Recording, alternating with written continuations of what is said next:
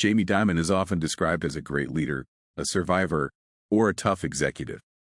But those labels miss the real reason his career matters to finance. Jamie Dimon's importance is not personal. It is structural. He is one of the few bank CEOs whose decision-making consistently prioritized balance sheet resilience over short-term performance. And that choice explains why JPMorgan survived crises that destroyed others. Before JPMorgan, Jamie Dimon worked under Sandy Weill during the aggressive consolidation era of U.S. finance. This period rewarded leverage, rapid growth, deal-making speed, but it also created fragile institutions. Dimon saw something important during this time. Aggressive growth creates impressive earnings, but it quietly removes margin for error. That lesson stayed with him. When Jamie Dimon was removed from Citigroup, it wasn't just a personal setback. It was a risk lesson. Citigroup had become complex, highly leveraged, difficult to control. Dimon did not lose confidence in banking. He lost confidence in optimization without buffers. From that point onward, his approach changed. When Dimon later took control of Bank One and eventually JPMorgan, he followed one principle. A bank must survive scenarios it cannot predict. This sounds obvious. In practice, very few banks behave this way. Why? Because markets reward higher row lean balance sheets. Capital efficiency resilience looks inefficient until it isn't.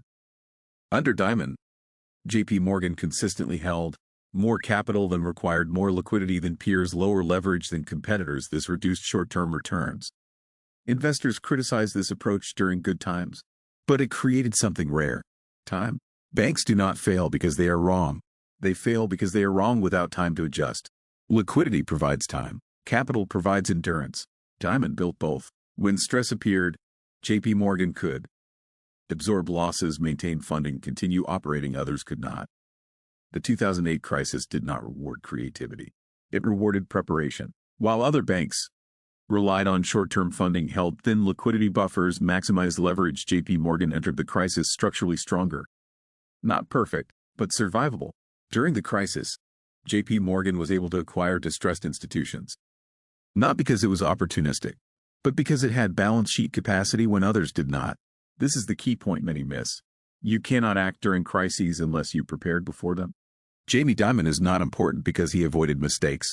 He is important because he designed a system that could absorb them. His career teaches a core finance lesson. Optimization without resilience eventually destroys itself. Jamie Dimon did not build the most exciting bank. He built the most durable one. In finance, durability beats brilliance. And survival is not luck. It is design.